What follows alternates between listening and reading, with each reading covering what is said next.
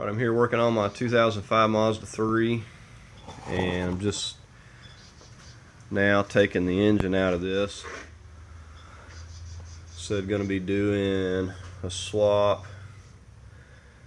This one here has got overheated severely bad, and just a lot cheaper to get another engine than it is to try to replace the heads and do all that other stuff. But you can kind of see how I've left just almost everything on here, other than disconnecting just a few of the cables over here. Let's see, where did I disconnect? The shifter cable. We got the exhaust manifold disconnected, of course the mounts, and the AC compressor. You can see it just hanging down there. No need to, unhook all that stuff. And there's, this is, other than taking it out the bottom, if you've got a way of lifting your car up, you could take it out the bottom. It may be a little bit easier. And of course we've had to take the CV axles and everything out, and you can see kind of how much it takes to clear this. But they've got these hooks up on the top, or these places you can hook your chain to, and those work out pretty well. And if you come out at a tilt like that, it's enough to clear everything over here, even with these little nubs sticking out for the mounts. And like I said, really there's not a lot as far as what you got to disconnect when you bring this out. You're going to have to take the transmission out with it. At least I don't know of any way. There's just no room in there to separate them as far as I can tell, and like I said, unless you took it through the bottom and wiggled it down some.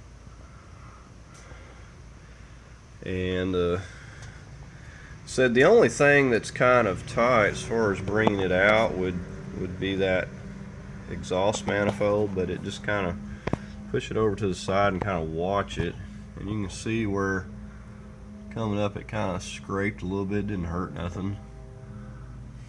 Of course this engine's bad anyway, but said it clears everything. And like I like just a smidgen being able to clear the front of the car there. And like I said, I've just kind of been working on this just a little bit every day. I haven't really been getting after it a whole lot, and I just, you can kind of tell sort of what you got to disconnect, your fuel lines, and other than just the main things, you really don't have to disconnect a lot. And you'll notice a lot of the hoses are still on there because it's easier to leave them that way. So I've just disconnected that booster hose and just left it on there. It'll be easier putting it back. The heater hoses just have clips. You just disconnect those and just pull them, leave them on there. No sense in disconnecting more in there than you have to. It's just more difficult. But hopefully this motor here's got less than I think a little over 100 K on it. Hopefully it's going to be all good. You never know. So you get them in and get everything hooked up and run it, see what you're looking at. But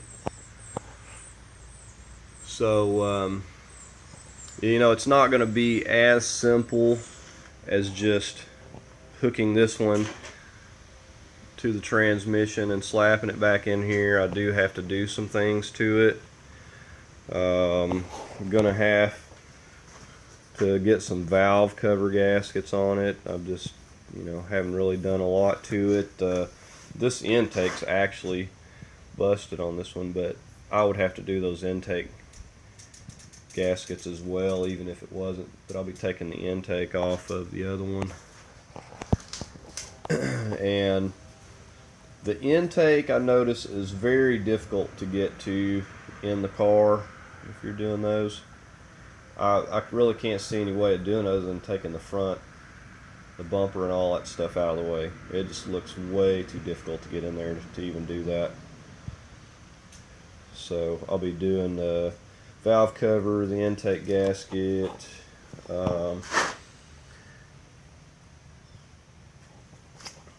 let's see, I'll have to put, I'm going to put another rear seal on. I've got another video on the other Mazda, but we've taken that flywheel off and put another rear main seal. We'll have to put a torque converter seal in that transmission. Be putting some new O-rings on the injectors. You can see I got the injectors just laying there. There's probably some other stuff I'm not thinking of off the top of my head, but main thing is just to get to all the hard stuff. I'll probably put another thermostat, just the things that probably gonna need to be changed out. It's just easier to do it while you got it out here. So, but hopefully I'll be able to get, like I said, get my new seals on this thing, and I'll get it down here and separate that transmission. It's not real easy to separate with it out like that, because everything's hard to move around unless you got a lift attached to both of them, but it can be done. It's not too terrible. And this here is actually your transmission cooler, and that's all you got right there on these. I was kind of surprised when I seen that on my other one, and I don't know, maybe somebody else has got some insight on it. I don't know really how good these are, if you're better off with just a conventional transmission cooler that mounts in front of your radiator or whatever, but that's what they put on these. So I'm guessing they work all right, but I'll be just cleaning all that out, and of course when I've got the transmission out here, I'll change the filter and the seal, and I can tell that I've got something leaking right here. I don't know exactly where that's coming from. It may just be from the pan and kind of blowing up there, but we'll have to check that out. But yeah, I'll be definitely doing the filter, and I've got a fiber seal that's going to go around that pan. I usually just use the RTV, the gray stuff, but like I said, it's really not too bad taking this out through the top. I think mostly they take them out through the bottom, but this is not too bad. I didn't remove the hood. I didn't have to, just pushed it back. So I've got it now where I'm just going to go ahead and get it set off here on the garage floor, and I'll start working on some other things, and I'll just do a follow-up video. But I'll be kind of glad to get this car going. This is a lot nicer than my other one. Doesn't have any scrapes or anything on it. It's a pretty nice little car. My other one is a 2.3. Is really not a whole lot of difference, but the 2.3 doesn't seem to get as good of gas mileage. I'm only getting like 20-21 city with my 2.3 Mazda 3, and I was expecting it to get better, but I googled it and that's apparently what it gets. And these 2.0s, just that little bit of difference, I mean, you're getting no, my other one I was getting like 27, average. So anyways, I'll do a follow-up video when I go to getting this motor dressed up and putting things back together. And just wanted to show you where I was at this point, and thank y'all. Okay, we're back here with my 2005 Mazda 3, and just wanted to update you on where we're at this point. Now, we've already gotten everything moved over from the old motor that we're going to be using over here on this replacement engine. And we've also, at this point, we've put some valve cover gaskets, we've got some intake gaskets, injector O-rings, we've gotten a new rear seal, if you can see that back there. I've done another video on one of those. Let's see. We've got some other things we're going to do to, as far as getting a new gasket on here. We don't reuse stuff like that. So the only thing that I have left to do to this engine is just to get the flywheel back on, and so I've got a video on that. We just use Loctite, and we get it tightened down to about 80 foot-pounds. And now if you watch my videos, you notice I've got a lot of little tips and stuff if you keep up with them. Let's see if I can get focused in here.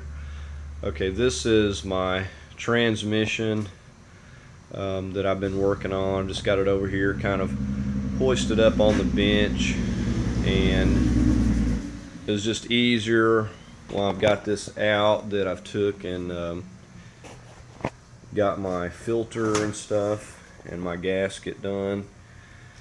And I've just used a fiber gasket on here, and I used a little bit of grease, and I'm gonna see how this does. And Loctited all my bolts back in. And while I was at it, we got some new CV axle seals for the output seal, and we got those on both sides. Now, before I stuck those in there, you'll notice that you see that lube kind of oozing out of there. I've lubed those all the way around before I ever put those in. And I'm just, I use my assembly lube. This is what I use for a lot of stuff. This stuff is really sticky, and it works really good. If you don't put that on there, you put a new seal in, you're going to burn it up in no time. It's going to be leaking again. So make sure you put some transmission fluid or something on there. Make sure that you don't run those dry. Okay, so other than just cleaning it up a little bit, that's about all we've done here. Like I said, we've got the filter and everything on, and the new gasket. And now that I've got those CV axle seals in there, we'll be just taking and we'll get the flywheel on here, and we'll go ahead and start hooking this up to our engine here. So it's going along pretty smooth. Sure, a lot easier to do this stuff and change the filters and gaskets while you got these things out of here. Just makes life so much easier. And this thing was really gunked up. I know it still looks kind of dirty, but I actually had cleaned on this a little bit with brake cleaner and scraped on it. It was pretty gunky. I don't know if I'd already put another torque converter seal in, if I'd mentioned that, but we'd already gotten, you can see right there, that's a brand new torque converter seal. You know, absolutely, if you take your transmission out, put one of those in there. You know, even like I said, if you take your CV axles out for whatever reason, put you some new seals. These things are only like $5 or $6 for these little seals, but they can really start leaking like crazy. And here's the old one here, and you can't really tell anything by looking at them. You know, really, they just leak. And this is the, you know, can't even focus into this. It's a 2007N or 207N. I know it won't focus into it, but as far as putting those seals in, I don't have any special tools. I like to use a little piece of wooden block, and I just tap it in with a hammer, and that's what I do like all of my seals. Because I mean, I have used some PVC pipe before to kind of knock them in, but it seems like I never have the right size, and I never can find it laying around. So I just pretty much put them all in using just a little wooden block. It seems to work really well. It doesn't damage anything. We're going to be putting some new motor mounts when we get this in, and I've already got those. I noticed that the passenger side mount and the driver's side were just completely gone, and I had done another video when I was taking these out, and I can show you. I mean, this just fell apart. This is the transmission mount, and I couldn't tell until I took it off of there, and then that thing just basically just fell apart. So I mean, that's all that's holding that side of your engine up, so that's kind of scary. There's just one bolt that goes into that, and that goes into this bracket right here. So you have these three bolting it down to the transmission, but you just have this one bolt right here that's holding that whole thing up. So yeah, if this thing, I guess it could potentially come out of there or something, and that could be really bad. It could do some damage. And here's the passenger side, and it's not any better. I mean, this I didn't take this apart. When I took this off of here, this stuff basically, I mean, I had to pry these tabs on this, but this thing basically just fell apart when I took it off of there. Once I got it loose, it just fell apart. So, and you couldn't tell this either. I could tell that it was wiggling, but I couldn't tell that it was broken until I got it off of there. So we'll be replacing those. The one that was in the center was actually good. Didn't have any damage. So yeah, now we're just, like I said, I'm going to get this engine over here, and we're going to get our transmission down, and we're going to get the flywheel back on this thing, and we're going to try to get these things hooked back up and start working on getting this thing in next. So we don't like much. I've got everything pretty much dressed up the way I need it. So we should be able to start putting things back together, and I shouldn't have really anything that I need to do to the engine or the transmission once I get it in there. So all right, well, like I said, I'm going to follow up once I get these together and start getting this back in the car. And thank y'all